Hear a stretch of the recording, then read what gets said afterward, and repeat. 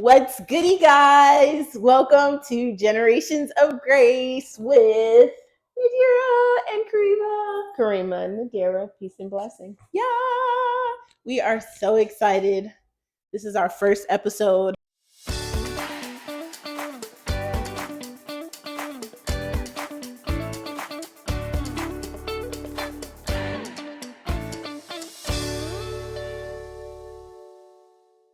Today's episode is called Mommy and Me, obviously. Hey everybody, welcome to Generations of Grace. We're gonna get right into it. So Mom, how you feeling? I'm here. The dynamic is Dynamic. Yeah, we'll just let the conversation go. So, all right, we are jumping right into it. So, we wanted to just touch base on the relationship between a mother and a child. And so, starting off, we're going with the foundation, obviously, the core. So, the foundation of the relationship, the bond formed during early childhood and its significance. Ooh, you made a sound. This should be easy for us to talk about at this point because you're a mother now. I know. Woo, woo. Shout out to motherhood, the best hood in the game. It's ghetto, but it's the best hood in the world. Wouldn't trade it for nothing else. It is ghetto. Ghetto is hell. Even at that age, it's still ghetto. I mean, I'm the oldest firstborn, so I feel like you love me the most. Samara, don't come for me.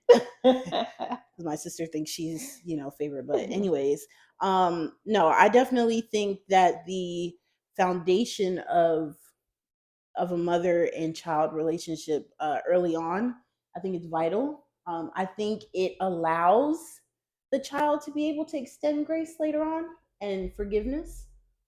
If because I mean, everybody goes through stuff. Everybody experiences things. Experiences things. So I think the interaction and the tone and the foundation that the mother sets early on is key. It's key to the making of the child. High key. So with that being said, you just made the statement, it's the foundation of the child. Mm-hmm. So now with you being a mom, yes, you're raising a boy. So yeah, I love my boy. Shout out to MJ. And now being older and thinking back, okay, to what was built for you. Mm-hmm. How do you see that today? Honestly, I see it on a day-to-day. I think with my interaction with MJ, I want to say when I'm high stress versus when I'm fully like he has all of my attention, I see a lot of myself. Like I see a lot of you in me. And I see how I handle things, how I multitask. Like the multitask, like the level of being able to multitask, it can be positive. But you got to remember, multitasking to me is given as a woman and a mother. What do you mean given? It's given. Not everybody can do it though. Most women can do it. Okay. Most Shout women. Out to y'all. Shout out to us. Most mothers. Okay, I'll give you that. One thing that I will say, I think you were still very like, you were always in school or always working, but you were still very like in tune with us as children. And I think I know that that's helped me like not get lost in my work with MJ. Like, being that he's still home with me, it's easy for me to be like, not right now, MJ, not right now. Like, and I realized like, you didn't do that to us. Like, you know what I mean? Like if you were home, you were still present. Even with you studying, you were still present with us. And so times where I'm like, I think because obviously I am a single mother, so the load is a lot heavier. Right. You had dad, but it's still like it's solidified within me. Like it's resonated. It resonates every time. Like I was literally just talking to a friend today and telling them that like having a child, being a mother, it forces you to like, you kind of relive your childhood because you take things like, I want to do this right. Okay, I don't want to do this, apply and let it fly type right, type of thing. But as far as like the foundation that you set for me, I definitely, if I didn't have everything that you instilled and that I watched you do, and what you advocated and what you made important and everything, I don't think I'd be where I am. I don't think I'd be as good a mom as good a single mom as I am. Okay. Like I don't think I would be survived. And she is a great single mom. Period. She is. Okay. So as I was saying, she's a very good mom. She's Period. a great mom. Thank you. Well, I definitely, like I said, everything that I feel like you experienced on your own and what you decided, okay, this is what I'm going to do for my children. I took heed to all of that and I apply it with my own. And so, because you had a solid foundation, and I don't mean like your upbringing and all that, right? You created a solid foundation for you and your family, and it trickled over into me. Right. So even with me doing and parenting with just with me and MJ, like I still have a solid foundation. So let me ask you this: do you feel like whether or not there was a foundation, I guess, set for you, do you think it played a vital role in your own like your creation of your family? Majorly, because I wasn't blessed to have a foundation. Okay. Not your typical everyday foundation, not a foundation from a single mom or dad. And so, as you stated, I made a foundation for myself, in which I took that and I knew what I wanted for my children and for my marriage and my overall. Period. Because not coming from a strong foundation, some people I think may be apt to follow the wrong path.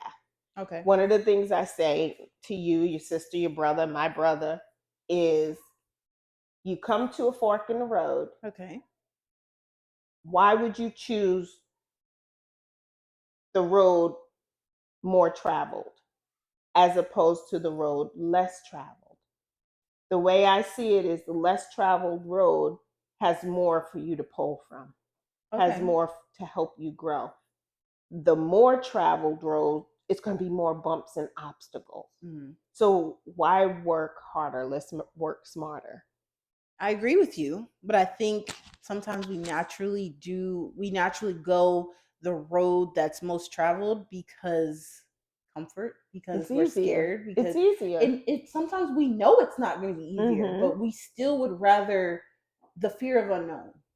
Right. You know what I mean? We're still like, well, I know people have gone through this, or I know people have gone this route, so let me do that. You know what I mean? I guess for me, I was more afraid to follow the more traveled route because of what I saw in front of me.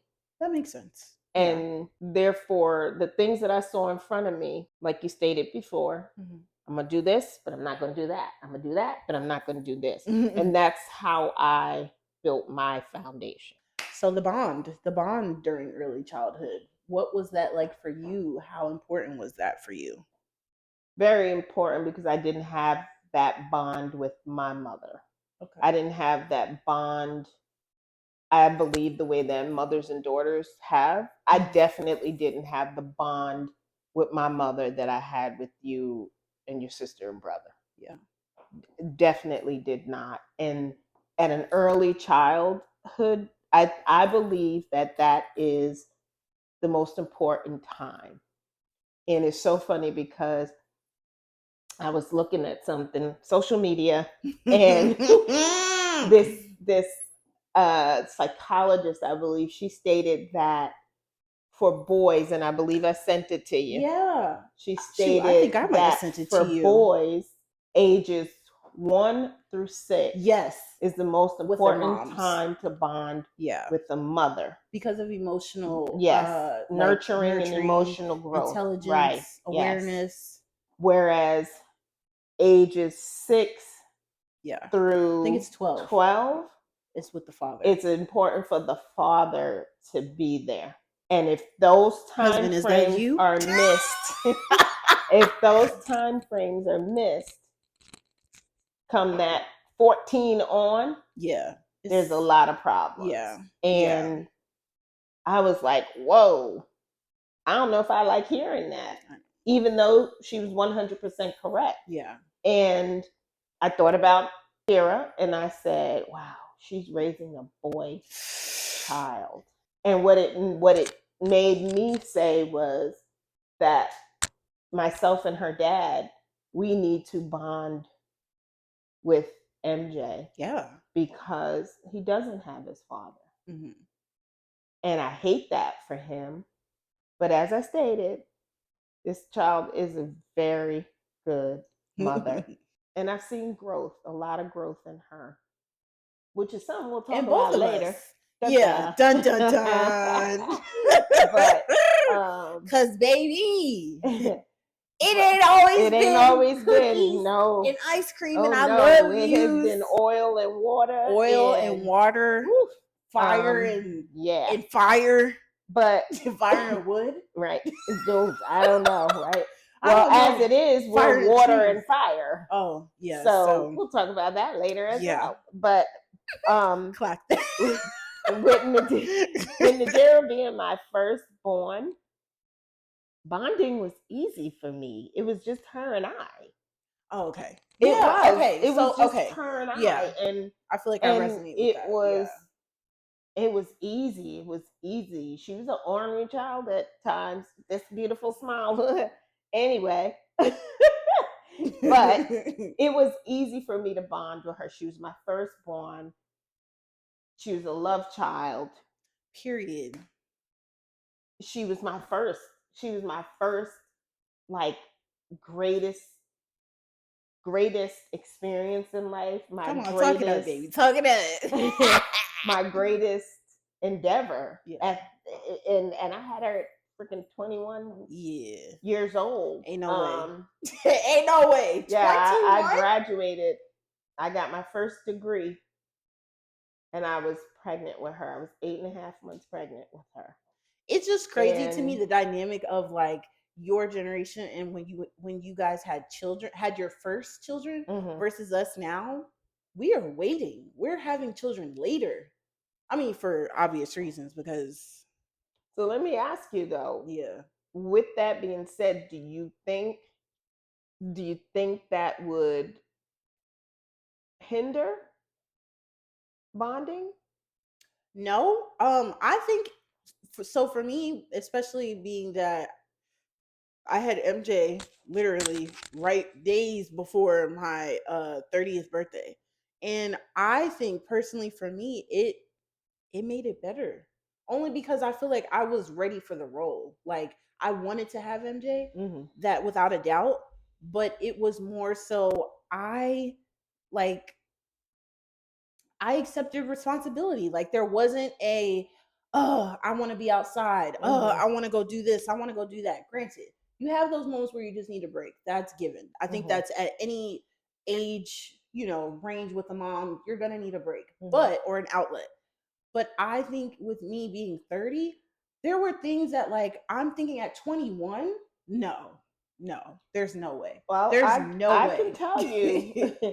I don't know. I can never speak for other people who had their children young, but I know for me, having you at 21, 22 years old, it never dawned on me that, oh, you're supposed to be out taking a trip or hanging with the girls. None of that it never dawned on me. When I found out I was pregnant with you, I was like, okay, another responsibility. Yeah. Okay, I'm ready for this. And that's how I went through my pregnancy. That's how I went through everything with you. Yeah. Yeah, I was ready. I was ready to take on that role. I knew when I found out I was pregnant, I knew that was my job. Yeah. I still had to finish college. I was still working, but I knew my job. And didn't have an idea of anything. Hell no. But I knew I was going to do that right. I agree with you. I think same exact, I think just two different time frames, but I'm a part of you, so obviously I think we experience a lot of the same things sometimes, just different times. But I think, obviously with having a child during COVID, right. I'm in New York, you're in Texas, you know what I mean? Yeah. So not getting to have you there at birth, that was the most ghettoest thing I could have ever done, was have a child and not have my mother in the what's hospital. crazy is neither did I.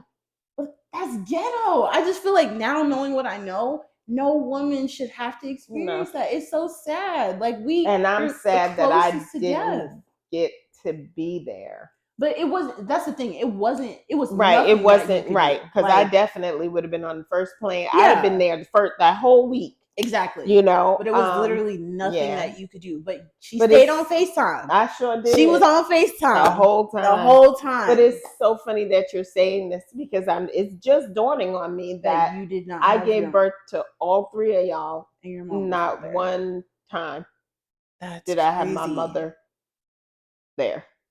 Listen, the next one, you don't have a choice. You don't have a choice. I need you there.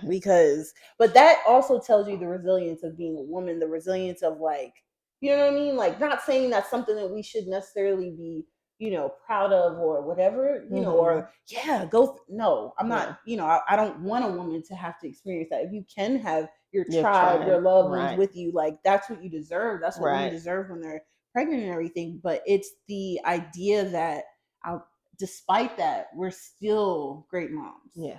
And we still have, there's always room to improve, or room to be an even better mom, but it's the want, the want to do it. No, I definitely, tying it back to the bond of early childhood, I do agree with you as far as when it is just like the parent and the child. I've found it very easy to bond with MJ. Like, love her child. And I think a part of that too is, I think children learn at an early age that, hey, she's all I got. She's all I got. Even though they don't know enough to connect the dots and say, hey, mom, you're all I have. MJ actually said that to me. Did he? Today is. But MJ is Sunday. A very emotionally aware child. He is. It scares me how aware he is, and he's only 4. Wow. So, but yeah, no, he definitely said that to me the other day. I'm like, what? But what are you saying to me? So yeah, no, I definitely feel like it's been easy to bond with him. Because like you said, it's just him and I. So everything we do, it's just him and I. So everything that we're doing is bond. Not everything that we're doing is bonding, but you have plenty of opportunity, and I want to be present with him. And I think if you want to, then you're gonna do it. Yeah, it's gonna happen. It's gonna happen effortlessly. Yeah. Okay, so do you want to talk about the role of nurturing first, or do you want to hit communication and fostering trust? The role of nurturing. What does it mean to you to nurture? Like, what is that to you? Or how do you feel like you nurtured us growing up? Is that a question for me? I don't know. Because I'm like, is it? I know I am very nurturing. I'm very nurturing, but I'm also very steadfast. Okay. Stoic at times. Okay, yes. And some people might see that as unloving. I know you guys have said that to me sometimes, that she is a little, or I'm not even going to say that you are, because honestly, I feel like, Mom, the same way that you see the growth in me, I see the growth in you. Specifically in the last 4 years, obviously since MJ and I have moved back to Texas, I definitely feel like the stoicness that you have, the hardness, like, and as you're getting older, you are getting softer. She's in her soft girl. What do you guys, soft life, whatever they call that? And so, what am I trying to do? I'm not sure. Okay. I think that you definitely, growing up, I feel like you were definitely hard on us, or just hard in general, or stoic in. Why do I keep stoic? Stoic. I think you were stoic for numerous reasons. Okay. And I think they were valid. I think there were valid reasons, and I know that because you were, it paid off. And again, we were able to get through some of the hardest times in our life because you were that way. I wouldn't change you. I wouldn't change any way, anything that you did or said, or how you said it, how you handled things. I wouldn't change anything, because now as an adult, generations of grace, I'm able to extend you grace because I understand why. I think once you get to the mature level of understanding why, and then also creating that space to ask you why. You know what I mean? Like, once really asking me, like, well, mom, why were you so hard growing up? Why were you, you know what I mean? Why weren't you, now I'm like, I get it. You had to be. Like, you had to. It wasn't, obviously you would love to be so loving and da da da da all the time, but it's lessons in life. And you were trying to teach us a lot. You know what I mean? Things that I'm like, I'm glad you taught me, because it saved me. You know what I mean? And so give yourself grace, because baby girl, I'm still learning to do that. I mean, yeah, I think we all are. I think it's easier said than done. You're always gonna have to extend yourself grace at some time. Yeah. But I think as a mom, as a woman, there are times when the extension, like, I feel like I still have to cut it off. The extension of what? Grace. To yourself? To myself as a mother. Like, what's the Do you best feel way like, to so say you're it? not like, so you're to somewhat still hold yourself accountable? Is that what I always hold myself accountable? No, I know that, as far but I'm as saying that. like, But when I'm saying, like, grace, to a point where I don't want to be sitting here saying I'm the best mom in the world. Oh yeah, no. You know what I mean? Because as soon as you do that, something in motherhood shakes it up. It's like, ha! You thought. You suck. You suck. Try again. Control Alt Delete. Do not pass go. Do not collect $200. What did you think this was? Like, right. Yeah. So no, I definitely agree with you on that. I think, but again, there's levels to it. Right. You're not always going to be extending yourself grace, because you're not always going to be trying to balance. I was talking to somebody else about this too, I think I was talking to you, Mom, about how, like, being in a state of balance versus just kind of like going with life, or going with the flow of everything, because there's moments where you have to find balance. But there's moments too where, like right now, I don't think I'm finding balance. I think I'm in life. I think, like, a year ago, when I had moved and everything, I was trying to find balance. Oh, so you found it. I found balance. Okay. Like, I'm stable. I found balance. Now it's just like propelling. Like, so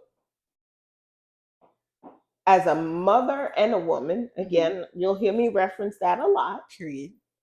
But as a mother and a woman, because we go through so many stages, I'm at a point now where I'm trying to balance again.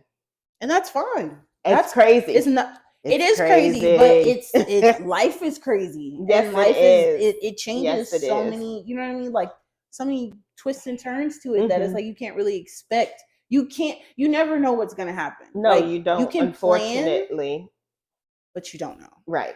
But like I always tell you, it's not our will. Oh, okay. It's Allah's will. Yeah, of course. So, okay. So back to the role of nurturing. We kind of touched based on. Well, did we? Did we? I mean, we did. Well, I mean, do you feel like you're like a nurturer? No, I know you're a nurturer. Do you feel like your nurturing amounted to something? Yeah. Okay. Oh, definitely. Because, like, it wasn't done in vain. No, and I mean, I wouldn't go back and change how I was as a mother. Okay. Never. I would not, because I stop sometimes and I think of where I would have wanted you guys to be right now. Mm-hmm. But I also I'm very grateful and I cherish in where you are right now. Can't be mad at that. Because there are worse things. You know, there are worse ways that children who are reared, be it in a single family household, Or single parent or two parent household. And again, it might be a plan of ours, Mm-hmm. but ultimately the decision is with Allah. Yeah. It's not with us. So I would never change the way that I nurtured you guys. Never. That's good. Nope. Okay. Well, I mean, I don't have any problem with the way you nurtured. I learned through you and what I saw you do, and not just for your children, but for the household, for dad. You know, you guys together like full circle. So, shout out to you. Give you your flowers. Now, communication and fostering trust. There's a lot of. I feel like there's always a lot of opportunity for growth. There's always opportunity for better communication. Yeah. I can't say, even with the little drastic things y'all did as children, yikes! I can't say that I can't sit here right now and say I never trusted y'all. What I can say is, I think because I was in tune with y'all, I expected y'all to do certain things and y'all did it. So you already knew what we were going to do. I already knew what you were going to do. I mean, that's expected. But you know I was a light sleeper. You know. Did I ever sneak out? I never snuck out. No, you never snuck out, but you tried to sneak in. We're not going to talk about that. Yeah, that'll come later. Y'all, but honestly, your girl. No, you know what? No, we're going to talk about it real quick because communication and fostering trust. I knew when my kids were out doing what they weren't supposed to be doing. We'll just say that. For instance, I let this one go to a birthday party. Hold on now. This is when we was in Pennsylvania. And I told her. Birthday party? I said, when I get to that curb at 12 o'clock, you better be standing out there. She's talking about the parties that I told her in Sun Creek or Pine Ridge. Yeah. And I told her, I said, if I shout out to my friends, wait at that curb, I'm gonna come in that party and I'm gonna snatch you out, and it ain't gonna be nothing nice. You know, that's just so ghetto, Mom. That's so ghetto of you. You should have trusted that I was gonna come out. My child wasn't out there. I was not. If it wasn't for her friends. Look, inside leaving Gene marks on people's Back to trusting communication. So if it wasn't for her friends running shout out to my friends when they saw my car pull up, she definitely would have gotten dragged out of that party. That's crazy, Mom. That's crazy. Dragging kids out of a party is crazy. This child knows me. And she knew me then. And she was testing me. And I don't know if she thought I was going to go home and fall asleep. Or was I having fun? You were testing me. I don't know if she thought I was going to go home and fall asleep and forget to pick her up. I don't know what the story was. Either way, I know once I saw her friends run up in there, and I said, okay, I'm going to step outside this car. Before I could put my foot on the ground, that child was right there. So again, trust, communication and trust. You communicated more than enough times that if yo black narrow behind is not out at this car, I will come in and get you. And I came out. Because you trusted the fact that I would have came in and snatched you out that party. That's what happened. You trusted that. Okay. Let's bring it back. But, okay, so communication and fostering trust. I It's a matter of just that, communicating, talking, and I think listening. But I think we've always had a good we've always had a good we've always had a good I'm sorry. We've always had an ability to communicate. Yes. I'm not going to say it's always been good. No. We've had our plateau. The challenges in the relationship come natural. They come natural when you think of mom. You think of the mom goes through so many stages just as a mom. Okay. Then on top of it, there's stages as a woman. Okay. And then you got this mom who's a woman and a wife. And there's more stages. And then there's just life not there yet. in not there yet. general. Yes. Yes. Not there yet. Just life in general. Yeah. And so children don't know nothing about all of that. No, we're just like, you're my mom. You're supposed to. They don't like, know this is nothing what about you're supposed that. to do. Mom, right. As moms, not realizing you're an individual first. Right. And that's where women have to stop and say, yeah, I am the mom of these 3 children, but I'm also a woman. I'm also an individual. And that took a while for me to learn. Yeah. And so a challenge that we had in the relationship is me stepping back. Stepping back in what way? Stepping back and acknowledging that you guys were growing up. Okay. And that I had 2 women to raise. Because or that we were 2 women. Because you stopped being babies, kids, and then you became children, and then you became adolescents, and then you became young women. And then you got to a point where you were women. Yeah. And that's the challenge, but it's an expected challenge to an extent, because I always see them as my babies. Always. I always, till this day. She calls me Fozzie Bear. And I call Mara Red Baby. And so I always see them as my babies, even at me being 56 and them being 34 and 31. Okay. And 30, excuse me, Mara. Ooh. But I always see them as my babies. And that I don't think is ever going to go out my head. Okay, so I'm going to touch base on that, because I think that ties into like the common struggles and the misunderstandings. I think it's hard for any parent to accept that their child is growing up and that they're no longer a baby. And that they're their own individual, that they're a young adult or an adult, whatever the case may be. I think as long as we have been able, I think because we've always been able to foster like transparent, honest conversations with each other, that it's left room for us to at least figure out ways through the struggles, ways throughout the misunderstandings. It never happens overnight. Like, it's not something that's happening overnight. It literally took us years, to get to a point where we're just like, you know what?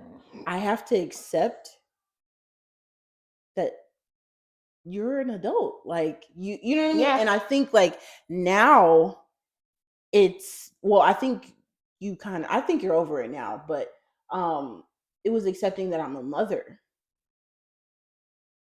I think I accepted that you were a mother from the beginning, but as you know, we had our sour patch.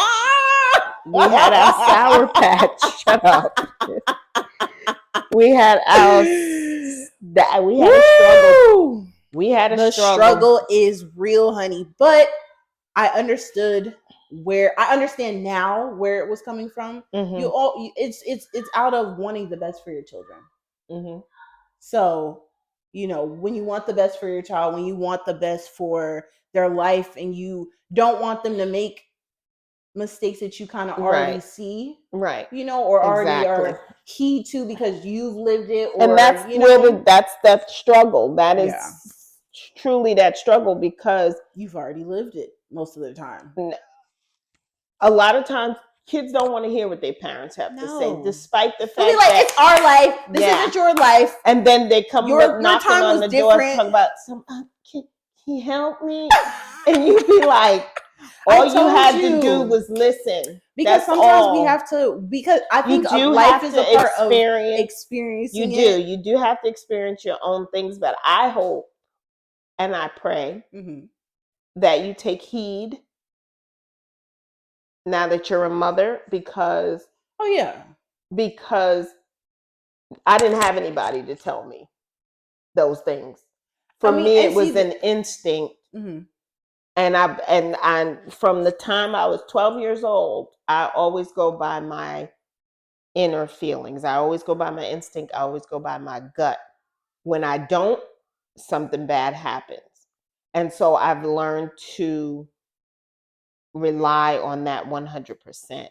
And I hope that as you progress in motherhood, that you see that you're able to see those things and kind of intervene. And I know you guys had to grow up. You mean I know like with that my with MJ. MJ? Oh, yes, okay. and I know you had to grow up. Yeah. I wouldn't change, again, going back to the nurturing part. Okay. The nurturing of you guys growing up from that childhood. Okay. Do I wish I could have come from a different perspective later on in the game? Oh, definitely. Definitely. Come from a different perspective? From a different perspective, in that parents, you can't raise all three of your children the same. Oh no, definitely not. Your children are not the And same. right. And you're gonna raise them differently, even no matter how you try not to. You can get tired. You are gonna get tired. Cause you baby, let me tell tired. you, it's like the first child, you're hands on, you're in there, you're in the trenches. The second one, you're like, okay, I got a little help because you have a sibling. The third one, you're like, and that one fell on her head and she was fine. This one could fall on her head, she'll be fine. Yeah, and you get to a point where you're just like, Number 3, you're like, I'm tired. I don't want to raise children. Long as you ain't jumping you're not out bleeding. Of windows, running in traffic. That's crazy. We good. That's crazy. That is crazy. But I get it. True. I get it. I get it. But okay, so not to get off course, but I think that's why I always tell my friends who have more than one child, y'all are some of the calmest moms. Like, be in public and just be like, buckling my shoe. Meanwhile, I'm over here with MJ like, stop, don't do that. I'm anxious. Where did he go? Is he over there? And it's like, I guess because obviously you're more experienced, you have more than one child. But the level, you got to, because I want that. If you are number 3 and you still a helicopter mom, I'm not saying that you are. No, but I am. You're not. No, I don't think you're you're not. You're a jet mom. I won't say a helicopter mom. A jet? Oh, I'm flying in. So you be like, oh yeah, here I am. No, I'm definitely doing Whereas that. Helicopters just want to hover. No, I'm not hovering. But you know I'm around. You know I'm near. Yes. You know I'm present. But by the time you get to that third child, you ain't got the energy. You don't have the energy. You don't give a. You don't care if. I'm serious. You like what? Who? No, I feel you. Boy, please, girl, please. That you're just tired, because you know you've raised the others, and where I say maybe it made some changes is because in your mind you know, hey, I've raised those two, and they get in it's the same concept, it's the same household, the same two, mom and dad. Yeah. And you get to a point where once you're on that last child, you forget times are different. Yeah. Ages are different. You're forget different. all You're those. not the same person. Like I You said, are we not the same changed person. so much. Yeah. And you forget that. And so you now, because it was so easy to rely on number one helping with number two, but now number three is like, what? Who? No. You know? Yeah. And you as a parent, you have to say to yourself, am I gonna drive my ass crazy? And watch every little thing? No. Or do I allow this to happen? And I think that's what most parents Choosing your battles. Because you choose your battles wisely, and you say to yourself, nah, the other two was fine. Let it be. Yeah. You know? And you just hope for the best. Yeah. So I think so we're kind of tied into generational differences. Mm-hmm. I think this was a key factor in a challenge for us. I think once I had MJ, I don't think so much like growing up, because I feel like you were always like you were a hip mom. Like you were a hip mom. Like you were, I wanted to know the music you played. Yeah, you knew what we were listening to. You knew what we were doing. You knew the people we were around. And I used to get criticized for that, which is crazy to me. Yeah, because I had people who would be like, "Oh my God, you listen to that? You listen to what your kids listen to?" But now we see you need to listen to what your kids are listening to. And I used to tell them, you need to watch what your kids are watching. If you're not, you need to. Like you we need see to that. Be.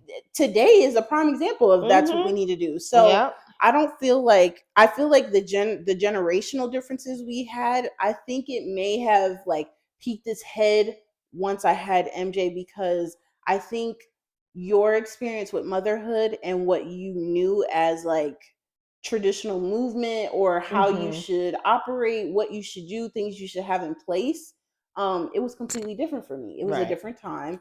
Like we said, it was right after COVID, so the whole world had changed at that point. That's true. Like interactions and things to expect, XYZ. But now you factor in the fact that I'm a single mom, and so if we're going back generations, like generations before you, there were women in our family that were single moms. And all the women in our family, I'm like, all the women were single moms, unfortunately. I mean, my grandmother, your great grandmother, was not a single mom, but she had a drinking problem. And she had 10 children, and she had, Lord have mercy, I believe 10, 4 different dads. How many dads? 4. I think there were 4 different fathers, and she had 10 kids. But with that being said, none of my aunts, the one who was married wasn't married for the right reasons. Okay. And the rest of them were never married. Yeah. And see, that's what, like, so tying it back, because I said generational, when you think of, you didn't experience that. I didn't. You had, like, you and dad were together. Y'all got married. You had your family, XYZ. I experienced it from outside of my home. Yeah. So I had a best friend growing up who had a mom and dad. Yeah, but not that directly. Was from 3rd grade up until junior high. Yeah. And then junior high through high school, I had my high school best friends who both came from two-parent households. But for me, direct, I never saw that within my home. Yeah. So that's what I was saying, as far as generation. I think a lot of your generation and generations before us, obviously, we're just trying to figure things out, trying to survive, trying to make ends meet. And so a lot of times you weren't afforded the opportunity to do things that you love and to really put time into it, while also providing, or being what is it called, working a 9 to 5, whatever the case may be. So a lot of times when I feel like you say, my mom refers to me as a butterfly, or she says I have butterfly moments where I'm just like a little, like a butterfly, fly off the land. They're better controlled now that she's older. But she had them, I mean, big time. Woo, big time. Right into the first couple of months of having had MJ. Yeah. And maybe a year into But I think at that point I was obviously you going was through zoned postpartum. in. You was zoned into being a Yeah, mom. I just but couldn't you grasp still like had your butterfly moments. Yeah, I for don't a think while. those will ever And leave me. I think you got a good grasp on it now. Yeah. Over the last 3 years, you really have. But that's just you. Yeah. That's just you. That's kind of where we are the same, but we aren't. In that you will physically, I'm in the mentally. mind. Yeah. But that's what I'm saying as far as like the challenges. That was a challenge for us, like, because I feel like before I even moved back to New York, it was a challenge for us. Oh, because yes, it was. You were looking at it like go to school, get a degree, you get have a good job, you had a good job. XYZ. What's going on? I'm like, I don't love what I do. I'm drinking all the time. I don't like. I'm not help. Like no. Mentally, I was not at my highest level. But I feel like that continues. Like, you know what I mean? Unless you really break down the root of why it is you're struggling. Why, like, we were struggling because unmet expectations. Like, yeah, definitely. You expected, as a mother, as a parent, yes, Yeah. there were things that I expected, especially since your dad and I, we feel like we did set you guys up for success. Yeah. But we didn't stop to really say, and again, it's because of generational differences. Yeah. We knew what we didn't have. Yeah. And so we made it a point to be diligent in giving y'all what we never got. Yes. And trying to keep you on a straight and narrow so you could have those successes. And again, it may not be the successes we were expecting, those expectations. Unmet but there's success. Yeah. I think for one of the number one, I think, expectations that I knew I couldn't, like, I had to do, and it was something that was solely just for you, was getting my degree, my college degree. And she's told me that several times. Because before getting to college, I had the desire to do XYZ. When I got into college, it was like, I have no desire to be doing this. Yeah. But I know that my parents expect me to do this. And so I think that caused the challenge with us too, because I'm doing it for you, not for myself. Yeah. And so, later on after graduating, it kind of, not deferred, but it altered my journey. And so funny is, now I think about it, I'm like, oh my God, you were your father. Me? Yeah, because Dad didn't go to college because he wanted to. Dad went to college because he wanted to play basketball, and his father wasn't going to have it any other way. Period. You know what I'm saying? So generational. Yes. Generational. There was no difference there. Literally. Okay, so the impact of external stressors, like oh my God, like friends, work, school, finances, marriage, society, the pressure that we have, like the amount of pressure that I feel like. But and even that, it again, it ties back to unmet expectations, because I can recall saying to myself, nope, I don't want my daughters will not be young mothers, they will not be single mothers, saying dun, dun, dun. saying those things to myself. And life will make you eat your words. Yeah, and I'm not one to think about what others think about me. Same. However, you instilled that into us. However, I still thought about societal ideas and ideals. And I know my daughters will tell you, I'm sure it'll come up at some point, I'm a very judgmental person. Child. When I see fit to judge. That's something that I've been working on the last 4 years. She has done tremendous. But shout out to you, Nana. Thank you. But cause baby, Karema. That is that's so true in that external stressors. I know I was judgmental, and I didn't want others to judge my children. Yeah.